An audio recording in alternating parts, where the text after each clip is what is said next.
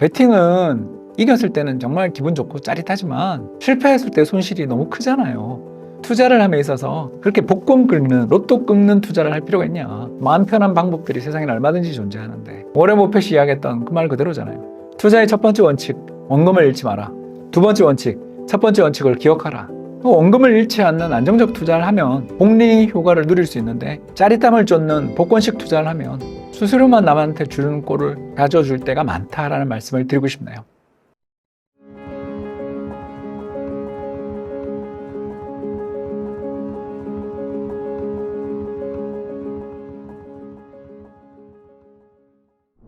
안녕하세요. 이코노미스트 홍춘욱입니다. 오늘은 김유리 PD 모시고 환해지 상품에 대해서 이야기 나눠보도록 하겠습니다. 안녕하세요. 안녕하세요, 홍 박사님. 저희 댓글에도 좀 많이 달려 있는데 해지 상품이란 왜 도대체 어떤 비용이 발생하는 걸까 좀 궁금하신 것 같아요. 댓글 한번 보셨나요? 읽어볼까요? 네. 예, 해지 상품을 항상 말리시긴 했는데 요새는 너무 강달러니 애매하네요. 환해지하는 상품에 대해서 알려주시면 좋겠어요. 어떻게 해지한다는 건지 이해가 안 되는데요. 박사님, 미국 국채 한국에서 환해지 들어갈 수 있는 상품 매력적인지 부탁드립니다. 라고 질문해 주셨네요. 일단 해지라는 거는 아주 쉽게 이야기해서 1년 뒤에 계약을 미리 하는 거예요. 그래서 1년 뒤에 제가 이제 미국 달러 상품을 사잖아요. 달러 상품을 사는 동시에 팔면 요 환율에 정해진 계약으로 달러를 미리 팔면 환율을 고정시킬 수 있잖아요. 그렇지 않습니까? 그렇게 해서 팔면 되는데 이제 문제가 뭐냐면 그 팔 때 비용이 발생하는 거죠. 왜 발생하냐면 우리가 해외로 나간다라는 건 그 나라 상품에 투자를 하는 거고 반대로 판다라는 건 우리 원화를 누가 사야 되는데 달러로 그냥 가지고 있으면 5% 이자를 받을 걸 우리나라에 가지고 있으면 운용할 때 무위험 수익률이 3%니까 금리 2% 차이가 발생하잖아요. 그러면 그 사람한테 그 2%를 보상해 주지 않으면 우리가 팔려고 할 때 원화를 사줘야 되는데 안 살 거 아니에요. 한마디로 말해서 거래의 상대방도 손해를 보지 않아야 거래가 계속되죠. 즉 다시 말해서 우리가 현물로 미국 주식을 사면서 또는 미국 채권을 사면서 그 반대 방향으로 1년 뒤에 달러를 판다라면 누군가 사줘야 되고 또 우리가 미리 산다라면 나는 또 팔아야 되는데 이 과정에서 발생하는 비용을 갖다가 서로가 정산해야 되거든. 가장 대표적인 사례가 꼭 환해지가 비용을 유발하지 않아요. 예전에 2021년 같을 때는 오히려 환해지하면 우리가 플러스 이익을 받습니다. 왜냐하면 우리나라 금리가 미국보다 높았죠. 한국은 0.5%, 미국은 0이었잖아요. 그럼 한국 금리가 미국보다 높으면 환해지하면 우리가 오히려 돈을 받아요. 왜냐하면 외국인이 한국 들어오고 싶어 하니까. 더 고금리 상품을 사고 싶으니까. 이런 식으로 돈의 구조가 바뀝니다. 그래서 환해지를 한다고 해서 무조건 비용이 드는 게 아니라 환해지를 할 때는 항상 금리가 높은 통화를 우리가 매도를 해야 될 때 그때 손해가 발생하잖아요. 달러를 팔면 달러 대신 원화를 누가 사야 되는 거잖아요. 그 거래를 하는 사람에게 이익을 보전해 줘야 되기 때문에 고금리 통화를 환해지 걸면 우리가 손해를 본다. 반대로 저금리 통화를 환해지 걸면 우리가 이익을 본다. 이렇게 외우시면 됩니다. 그래서 한국 금리가 미국보다 높다. 환해지하면 이익이 생길 수도 있어요. 반대로 미국 금리가 높을 때는 환해지하면 손해를 본다.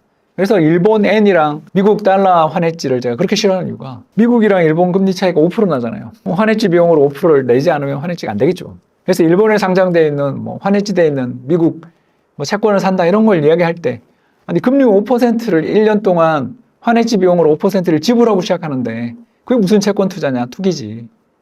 환투기다 그건. 제가 그런 이야기를 한 적 있잖아요. 그만큼 환해지 비용에 대해서 민감하게 생각할 필요가 있습니다. 지금은 특히 환해지 비용이 많이 들고 우리가 미국보다 먼저 저는 금리 인하가 된다고 보는 쪽이니까 앞으로 환해지 비용은 더 커질 가능성이 있다. 이렇게 말씀드리고 싶네요. 그럼 지금 미국과 한국의 금리 차이가 어느 정도인가요? 2.5% 정도 벌어져 있고요. 그리고 여기에 이제 환해지하는 과정에서 또 비용이 들기 때문에 사실상 제가 봤을 때는 2.5%보다 더 환해지 비용이 들 거라고 생각합니다. 그러면 환해지 상품을 가입하면 당분간 어쨌든 일정 부분 손해를 볼 수밖에 없다는 말씀이신 건데. 그렇죠. 적어도 저는 앞으로도 이런 구조가 좀 이어질 수 있다고 보는 게 우리는 인구가 매년 20만 명, 30만 명 감소하는데 미국은 매년 인구가 200만, 300만 늘어요. 그렇죠. 이민자들 때문에. 결국 이건 뭘 의미하냐면 미국이 우리나라보다 어쩌면 장기적으로 고금리가 될 수 있다는 걸 뜻하는 거죠. 왜냐하면 우리는 베이비붐 세대 은퇴하면서 저축이 엄청나게 늘고 있잖아요. 그래서 지난 시간에 CMA 이런 것도 이야기 찍었잖아요. 그런 것처럼 우리나라 국내 저축이 엄청나게 늘고 있는 나라는 돈이 많아요. 돈이 많으면 흔하면 금리가 내려가죠. 그래서 우리나라 금리가 미국보다 상당 기간 낮게 유지될 가능성이 있는데 환해지를 이야기하시는 거에 대해서 그 환율의 방향을 아무도 모르는데 왜 그렇게 베팅하려고 그러냐, 이 말씀을 좀 드리고 싶습니다. 그래서 제가 요새 맨날 이야기하는 게 미국 국채 사는 것보다 사실 한국 국채가 지금 더 매력 있다고 생각하는 이유도 이런 데 있는 거죠. 장기적으로 구조적으로 우리나라 내부 저축이 엄청나게 많은데 이 내부 저축이 많은데 비해서 경제 성장률은 둔화되니까, 왜냐면 인구가 주니까 1인당 소득은 늘어도 경제 성장률은 둔화되잖아요. 그러면 자금 수요도 줄잖아요. 그럼 한국 금리가 미국보다 계속 내려갈 수 있다고 생각된다면 굳이 미국 국채를 사야 되냐. 어차피 우리는 금리의 방향성에 대한 베팅을 질문하신 거니까 한국 국채가 더 매력 있지 않냐, 이런 말씀 좀 드리고 싶습니다. 그럼 환 노출되어 있는 ETF나 이런 것들을 샀을 때 포트폴리오의 안정성을 훨씬 더 높여줄 수 있는. 그렇죠. 왜냐하면 우리나라 경제가 어려울 때 환율이 튀니까. 그래서 우리나라 내부 원화로 들고 있는 자산이 손실이 날 때 해외 자산을 들고 있으면 거기 환이 이익을 주잖아요. 그렇기 때문에 환해지 여부에 대해서 자꾸 이야기할 필요가 없고요.